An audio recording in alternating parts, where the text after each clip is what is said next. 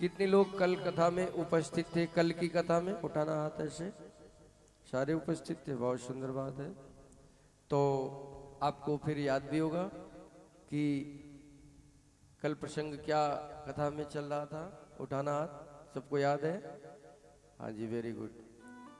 कल तो पकवान भी खाए थे, याद होगा, बनाए भी थे। बजाओ एक बार जोरदार ताली अपने लिए।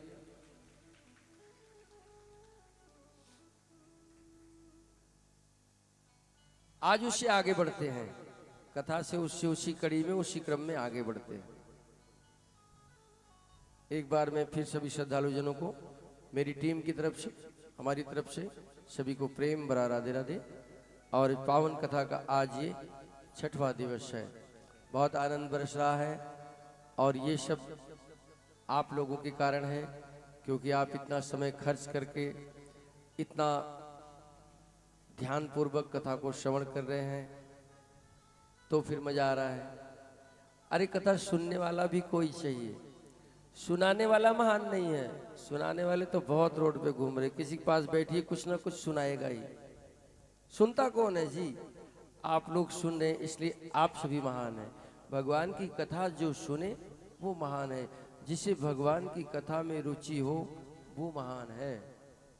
कथा कहने वाले बहुत है, सुनने वाले कम है। देखो हरोला में कई लाख की आबादी होगी, लेकिन यहाँ पर 150 लोग हैं, तो आप लोग महान हैं। अब आइए, 5-7 वर्ष के कन्हैया के कहने से सभी ब्रजवासी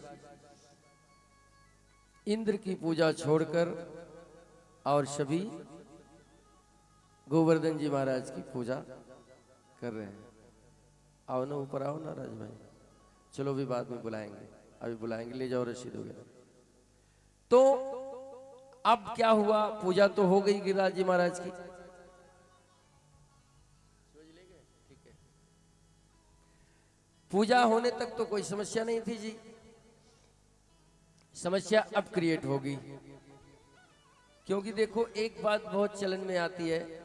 पंडित जी लोगों के पास जाओ, जब कुंडली दिखाओ तो पंडित जी लोग कहते हैं भाई देवता नाराज है, पितृ रुष्ट है। ये सब बातें झूठ थोड़ी है, सत्य है। क्यों? आप किसी की पूजा कर रहे हो, संबंध बना हुआ है और आपने अचानक पूजा छोड़ दी तो क्या होगा? वो रूठ जाएगा। किसी नात रिश्तेदार से आपकी बातचीत है और आपने बातचीत बंद कर दी तो जाहिर सी बात है संबंध खराब होंगे, बात बिगड़ जाएगी। सो यहां पर भी यही बात हुई। ब्रजवासियों ने इंद्र की पूजा नहीं करी तो इंद्र रुष्ट हो गए। अब इंद्र बैठकर सोच रहे हैं कि भाई ब्रजवासियों को हुआ क्या जो इन्होंने हमारी पूजा बंद कर दी। और भला हो नारद जी का। नारद जी पहुंच गए इंद्र के दरबार में।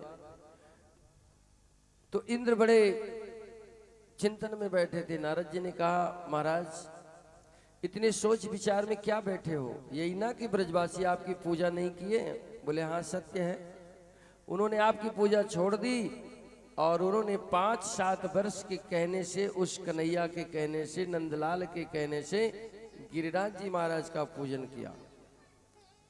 सो इंद्र ने कहा उनकी ये हिम्मत तो ठीक है, मैं भी उन्हें इसका परिणाम, इसका मजा उन्हें चखाऊंगा।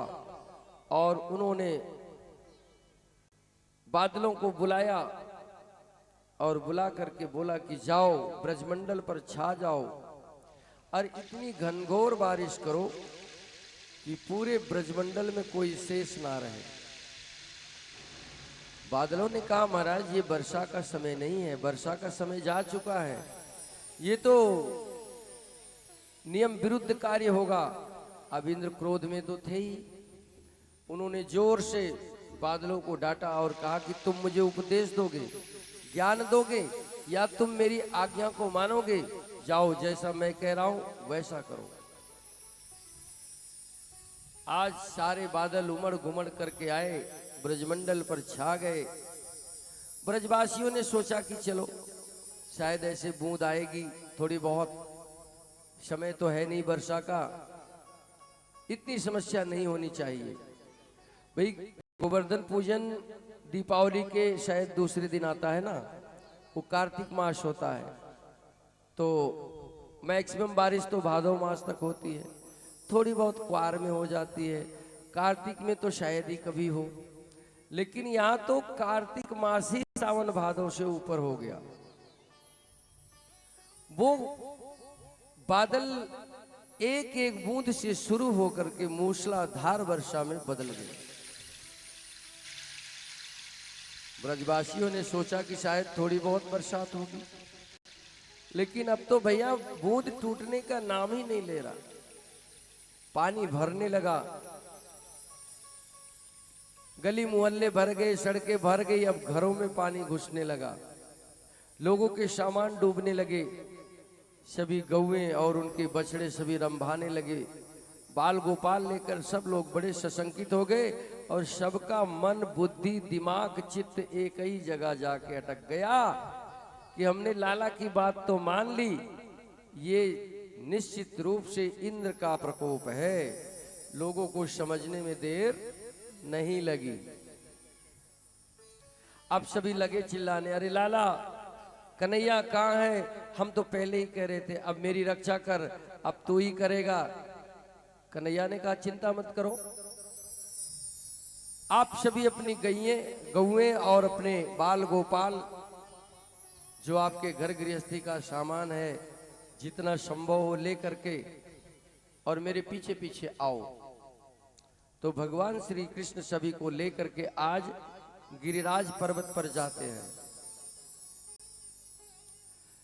और जाकर के वहां पर खेल खेल में भगवान गिरिराज जी को उखाड़ लेते हैं। खेल खेल में बिना किसी श्रम के, बिना किसी ज्यादा बल के भगवान ने गिरिराज जी को उखाड़ करके और छत्र की तरह, छाते की तरह, दोनों हाथ पर नहीं, पूरे हाथ पर भी नहीं, दाहिने हाथ पर भी नहीं, बाम हाथ के कनिष्ठिका उंगली के नाखाग्र पर, सिर्फ नाखून के अगले हिस्से पर ही भगवान गोवर्धन को धारण कर लेते हैं।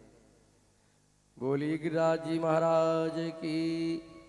और धारण करने के बाद सभी को कहते आओ। सभी अपने गौए लेकर, अपने बाल गोपाल जन परिवार को लेकर इस गिरिराज जी महाराज के नीचे शरण लो और गिरिराज जी महाराज हम सभी की रक्षा करेंगे।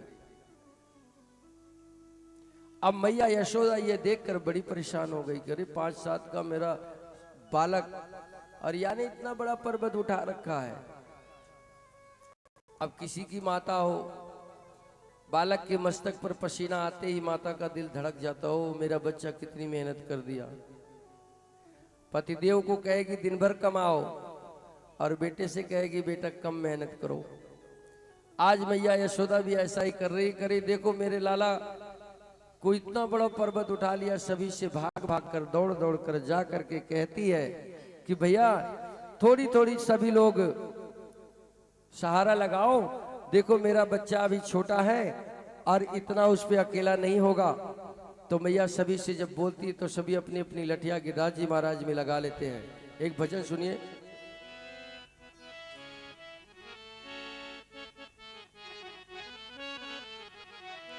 अरे कन्हैया मेरो वारो, रे नंद लाला मेरो वारो, अरे नख पे गिरिवर लीनो धार, कन्हैया मेरो वारो, नख पे गिरिवर लीनो धार, कन्हैया मेरो वारो, कन्हैया मेरो वारो, नंद लाला मेरो वारो, कन्हैया मेरो वारो,